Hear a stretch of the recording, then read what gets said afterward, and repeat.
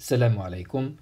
Merci de me rejoindre pour cette nouvelle vidéo dans laquelle on va commencer une nouvelle leçon de physique pour la première année baccalauréat intitulée Champ magnétique. Il est destiné donc aux sciences mathématiques et sciences expérimentales. Alors l'objectif principal, c'est bien sûr définir c'est quoi le champ magnétique et comment donc mettre en évidence son existence expérimentalement. Et puisque ce champ c'est un champ vectoriel, donc il est représenté par un vecteur, ce qu'on appelle vecteur champ magnétique. Donc on va déterminer les caractéristiques du vecteur champ magnétique et finalement on va définir c'est quoi le champ magnétique terrestre, ça veut dire le champ magnétique généré par la Terre. Passons directement pour la première section, mise en évidence du champ magnétique. Alors pourquoi on cherche à mettre en évidence l'existence de ce champ? C'est tout simplement parce que le champ magnétique est un champ invisible à l'œil nu. Ça veut dire qu'on ne peut pas le voir avec nos yeux. Et donc, on utilise des expériences et des objets pour mettre en évidence, pour détecter le champ magnétique. D'accord? Et je vais définir maintenant certains de ces objets qu'on utilise pour détecter le champ magnétique. Nous avons par exemple l'aimant. L'aimant, c'est un corps qui est capable d'attirer des matériaux comme le fer, le nickel, le cobalt, et aussi certains alliages contenant le fer comme l'acier, le fouled. Et donc ces corps-là, on les appelle des corps ou bien des matériaux ferromagnétiques. Donc ce sont des matériaux qui ont la possibilité de devenir des aimants permanents. D'accord? Donc essentiellement, ils sont constitués de fer, de nickel et le cobalt. L'une des caractéristiques les plus importantes lorsqu'on parle des aimants, c'est le fait qu'ils possèdent deux pôles. Un pôle nord et un pôle sud. D'accord? Donc, si je prends par exemple un aimant, donc l'une de ces moitiés constitue le pôle nord et l'autre moitié c'est le pôle sud. Et lorsqu'on a une interaction entre deux aimants par exemple, ils obéissent à la loi suivante. Si vous avez donc deux pôles de même nature, ils se repoussent. Ça veut dire que l'interaction entre ces deux aimants, lorsque je rapproche le pôle nord de cet aimant à ce pôle nord de l'autre aimant, donc il y aura une répulsion. De la même façon, un pôle sud avec un pôle sud, il y aura une répulsion. Donc deux pôles de même nature, ils se repoussent. Tandis que deux pôles de nature différente, ils s'attirent. D'accord? Un pôle nord avec un pôle sud, il y aura une attraction.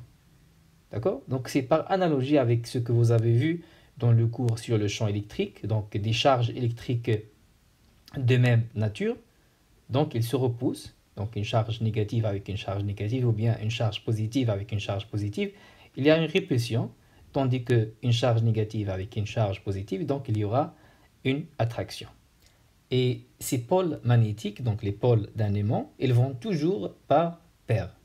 Ça veut dire qu'ils sont des dipôles magnétiques. Donc le préfixe D ici, ça veut dire deux pôles magnétiques qui sont inséparables. Donc inséparable, ça veut dire quoi?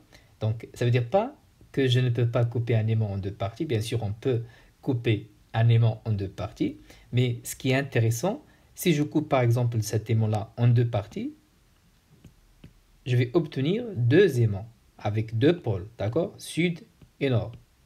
Et si je coupe celui-là, je vais obtenir donc deux aimants. C'est toujours dipôle, c'est toujours deux pôles. Je ne peux pas avoir un monopôle. Donc un monopôle, c'est un seul pôle. D'accord? Soit donc le pôle sud ou le pôle nord. Donc les monopôles magnétiques, ils n'existent pas. Bon, pour être un peu précis, donc leur existence n'a pas encore été totalement confirmée expérimentalement. Il y a un domaine de recherche en physique où les gens cherchent donc dans la possibilité de l'existence du monopôle, mais jusqu'à présent, donc il n'existe pas. Donc, si je coupe un aimant en deux parties, j'obtiens tout simplement deux aimants avec donc deux pôles. D'accord? C'est pour cela qu'on dit que les pôles d'un aimant, ils sont inséparables.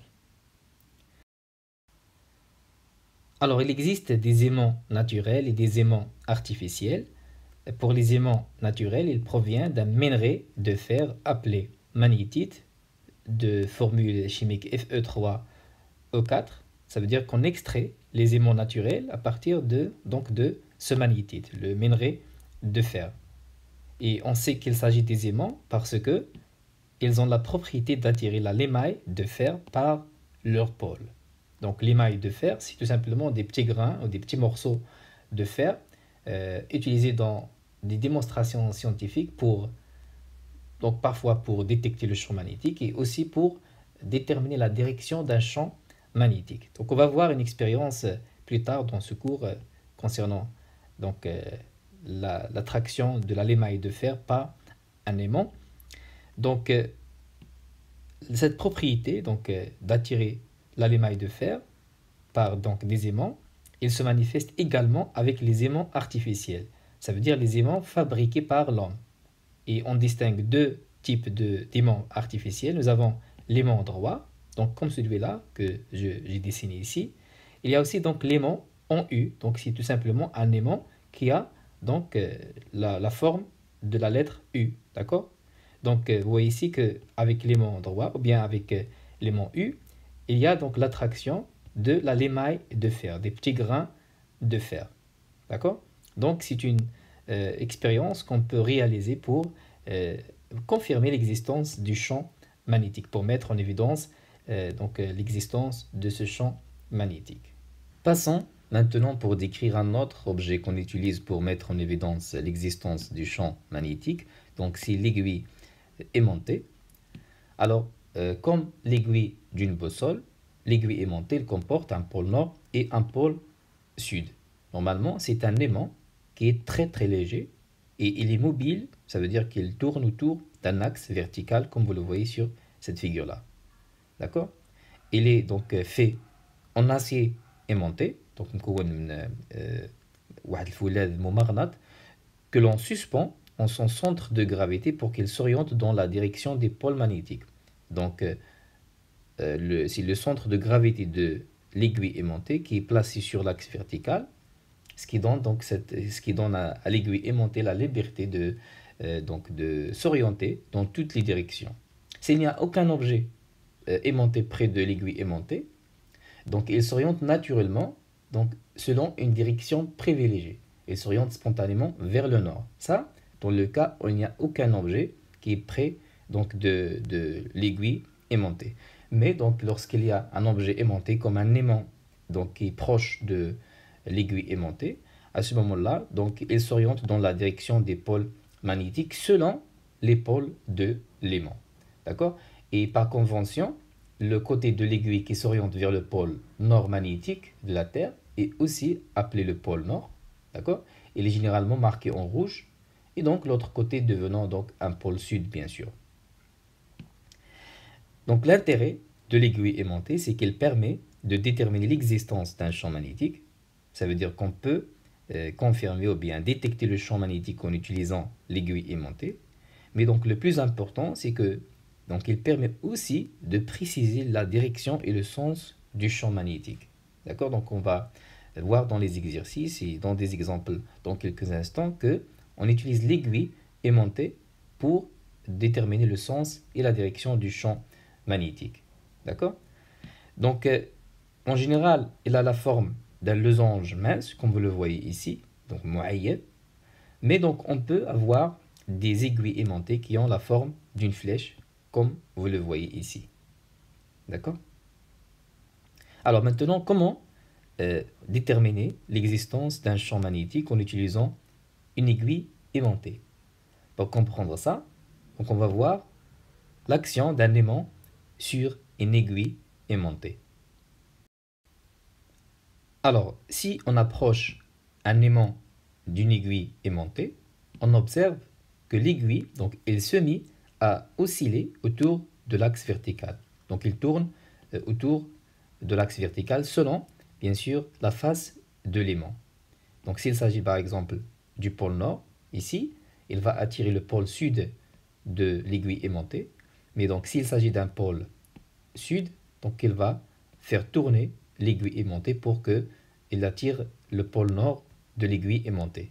D'accord? Mais donc, ce qui est important ici, c'est que cette action-là, elle se manifeste à distance. D'accord? Donc, même si l'aimant ne touche pas l'aiguille aimantée, donc il affecte l'espace qui l'entoure. Donc, l'aimant, il agit à distance sur l'aiguille aimantée. Ça veut dire tout simplement qu'il modifie les propriétés de l'espace qui l'environne. D'accord? Donc lorsque je place un aimant ici, donc il va affecter l'espace qui l'entoure. On dit tout simplement dans ce cas que l'aimant a créé un champ magnétique dans son environnement. D'accord? Donc l'aimant a créé autour de lui un champ magnétique mis en évidence par la déviation de l'aiguille aimantée. Ça veut dire qu'on a pu savoir qu'il existe un champ magnétique lorsqu'on a placé l'aimant ici par la déviation de l'aiguille aimantée. D'accord? C'est comme ça, donc on peut mettre en évidence l'existence du champ magnétique. C'est à cause de cette action à distance de l'aiguille aimantée donc de l'aimant sur l'aiguille aimantée. Et on peut faire la même expérience dans un circuit, par exemple, parcouru par un courant électrique. D'accord? Donc, par exemple, je peux avoir l'action d'un courant continu sur une aiguille aimantée. Donc, lorsqu'on approche une aiguille aimantée d'un fil conducteur parcouru par un courant électrique, on observe que l'aiguille aimantée, elle se dévie. D'accord? Alors, donc ici, par exemple, j'ai un fil conducteur. Avant le passage du courant, voici donc la position de l'aiguille aimantée.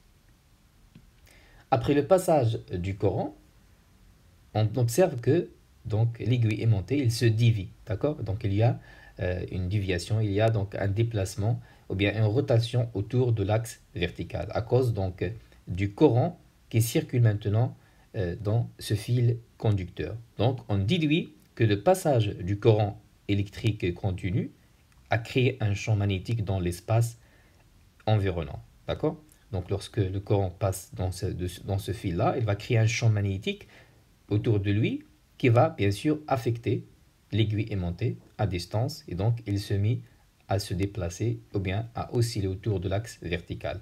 Donc cette expérience-là, on va le voir dans le cours suivant. Donc ça veut dire en utilisant les fils conducteurs rectilignes ou bien circulaires, on peut voir cette action du courant sur l'aiguille aimantée. Alors ici j'ai un fil rectiligne. Donc si je prends ce fil et je l'enroule, donc j'obtiens ce qu'on appelle une bobine ou bien un solénoïde. Donc de la même façon, on peut avoir d'autres expériences pour mettre en évidence l'existence du champ magnétique. Donc si je prends un solénoïde ou bien une bobine parcourue par un courant électrique et je rapproche des aiguilles aimantées de ce solénoïde, on va observer que les aiguilles aimantées, donc, elles se dévient. D'accord? Ce qui indique que le solénoïde parcouru par le courant électrique, il crée un champ magnétique autour de lui, qui a affecté bien sûr les aiguilles aimantées. De la même façon, si je prends par exemple un aimant droit, et je dispose de l'émail de fer près de lui, donc on va observer que l'émail, donc les petits grains de fer, les petits morceaux de fer, ils vont se déplacer donc pour s'attacher au pôle sud et au pôle nord de l'aimant droit. Donc puisque certains grains de fer s'attachent au pôle nord et certains s'attachent au pôle sud, ça veut dire que les petits grains de fer eux-mêmes, ils ont donc des pôles nord et des pôles sud. Et donc ils sont des petits aimants. D'accord? Donc cette expérience-là est très importante. Donc on commence par un aimant droit. Donc on dispose de l'émail de fer. Donc vous allez observer que les petits grains de fer, donc ils se déplacent. Certains, ils s'attachent au pôle sud et certains, donc, ils s'attachent au pôle nord. Donc on obtient finalement donc, ce que vous voyez dans cette figure-là. Bien sûr, le sens du courant est important. Donc ici, si je change par exemple le sens du courant électrique qui circule dans ce fil conducteur, bien sûr, la direction et le sens de l'aiguille aimantée, donc ils changent. D'accord? Donc si on change le sens du courant dans le fil conducteur, ou bien donc dans la bobine, ou bien le solénoïde, on observe que la direction et le sens de l'aiguille vont également changer. Donc ça c'est très intéressant. Mais donc ce qui est très intéressant encore, c'est le fait que si je rapproche l'aiguille aimantée donc de ce fil conducteur, on observe que le champ magnétique, donc l'intensité du champ magnétique, il augmente. Et lorsque j'éloigne l'aiguille aimantée du fil conducteur, on observe que l'intensité du champ magnétique, elle diminue. Donc vous voyez que il y a plusieurs choses qui s'affectent lorsque je parle de la position de l'aiguille aimantée et du sens du Coran. Donc le sens, la direction et l'intensité, ce sont des propriétés d'un vecteur. Et donc on dit dans ce cas que le champ magnétique est un champ vectoriel. D'accord? Et mathématiquement, donc on utilise ce qu'on appelle le vecteur champ magnétique pour décrire le champ magnétique. Le vecteur champ magnétique pour décrire le champ magnétique. Passons maintenant pour décrire les caractéristiques de ce vecteur champ magnétique. Donc un point M qui se trouve dans un espace où règne un champ magnétique, il est caractérisé par un vecteur appelé vecteur champ magnétique qu'on note par B, donc avec vecteur. Voyons voir les caractéristiques de ce vecteur champ magnétique. Donc premièrement, on commence par l'origine ou bien ce qu'on appelle le point d'application. Et le point d'application pour le vecteur champ magnétique, c'est tout simplement le point M. D'accord? Donc voici un vecteur champ magnétique. Le point d'application, c'est le point M. D'accord? Pour la direction, donc c'est approximativement celle d'une aiguille aimantée ou bien d'une boussole placée au point M. Ça veut dire que, donc si j'ai le point M est ici, je place une aiguille aimantée et donc la direction de l'aiguille aimantée, c'est la direction du champ magnétique, d'accord? Donc voici la direction du champ magnétique. Donc si la direction, par exemple, est dans ce sens-là, donc je vais tracer la direction dans ce sens-là, d'accord? C'est toujours la direction de l'aiguille aimantée ou bien d'une boussole placée au point M. Pour le sens, donc c'est par convention du pôle sud vers le pôle nord, d'accord? Donc le champ magnétique toujours va du pôle sud vers le pôle nord de l'aiguille aimantée. Donc ici, comme j'ai dit, le pôle nord est représenté souvent par la couleur rouge, donc le nord est ici, le sud est ici. Donc je vais mettre la flèche pour indiquer le sens du champ magnétique ici, d'accord? C'est du pôle sud vers le pôle nord. Donc je ne peux pas mettre la flèche ici parce que, donc ici, ça indique que c'est du pôle nord vers le pôle sud. Mais, donc par convention, ça veut dire le champ magnétique va du pôle sud vers le pôle nord, d'accord? Donc le sens est toujours dans cette direction-là. Alors pour la valeur, bien l'intensité du champ magnétique, donc il se mesure à l'aide de ce qu'on appelle sonde à effet Hall ou bien Tesla-mètre. Donc bien sûr, pour mesurer le Coran, nous avons l'ampère-mètre, d'accord? L'unité du Coran, c'est l'ampère. L'ampère, c'est un monsieur, donc c'est André Ampère. Pour mesurer donc la tension entre deux bornes, par exemple, d'un circuit, on utilise le voltmètre. Volt, donc c'est l'unité de la tension. Et le monsieur, c'est Alessandro Volta. Donc ici, nous avons le Tesla-mètre pour mesurer le champ magnétique. Donc Tesla, c'est un monsieur, c'est Nikola Tesla. Donc ce qu'on fait, on place au point M de l'espace la sonde du Tesla-mètre qui donne la valeur du champ magnétique tout simplement en ce point. D'accord? Et l'intensité du champ magnétique est exprimée en Tesla. Donc l'unité, c'est le Tesla. Dans le système international, c'est l'unité du champ magnétique. Voyons voir quelques remarques. Alors, plus le point M est proche de l'aimant, et plus la valeur de B est élevée. D'accord? Ça c'est normal. Donc j'ai dit que lorsqu'on approche de l'aimant, lorsqu'on approche donc par exemple du fil conducteur, la valeur, l'intensité du champ magnétique, elle augmente, d'accord? Et les zones où les valeurs du champ magnétique sont les plus grandes, bien sûr, ce sont les deux pôles, d'accord? Donc si vous avez par exemple un aimant, donc ici le point M, ici, là, donc une valeur du champ magnétique, ici donc la valeur du champ magnétique, bien sûr, il est supérieur à celui-là, donc je vais l'appeler P2 est supérieur à B1, mais bien sûr la valeur la plus grande pour le champ magnétique, c'est lorsque je suis donc près des pôles magnétiques de l'aimant. D'accord? Alors, le champ créé par un aimant, il ne dépasse pas 0,1 Tesla et quelques Tesla pour une bobine. Donc ça, c'est juste une information qui va vous aider dans les exercices. Donc lorsque vous calculez le champ magnétique d'un aimant, donc il faut avoir des valeurs qui sont donc inférieures et égales à 0,1 Tesla. Passons pour décrire ce qu'on appelle les lignes de champ magnétique. Alors, d'une manière générale, le champ magnétique est souvent décrit de deux manières différentes. Mathématiquement, on utilise ce qu'on appelle le vecteur ou bien le champ de vecteurs pour représenter le champ magnétique. Donc ces champs de vecteurs, ce sont bien sûr un ensemble de vecteurs qui sont placés ou bien dessinés sur un quadrillage, comme vous voyez sur cette figure-là. Nous avons ici un aimant droit. Bien sûr, un aimant droit, il va créer un champ magnétique autour de lui. D'accord? On représente ce champ magnétique par des vecteurs comme vous voyez ici. Et chaque vecteur, il pointe dans la direction qu'aurait une boussole ou bien une aiguille aimantée placée donc à chaque point de ce champ magnétique. Ça veut dire, par exemple, pour ce vecteur-là, pourquoi il a cette direction-là? C'est parce que tout simplement, si je place une aiguille aimantée dans donc à cet endroit-là, donc il aura exactement la direction que vous voyez pour ce vecteur-là. De la même façon, pour ce vecteur-là, si je place une aiguille aimantée ici, donc il aura exactement la même direction. Bien sûr, avec un pôle nord ici, un pôle sud ici, pour qu'il y aura une attraction avec le pôle sud de l'aimant. D'accord? Et pour donc la longueur de ces vecteurs-là, elle est équivalente à l'intensité du champ magnétique à chaque point.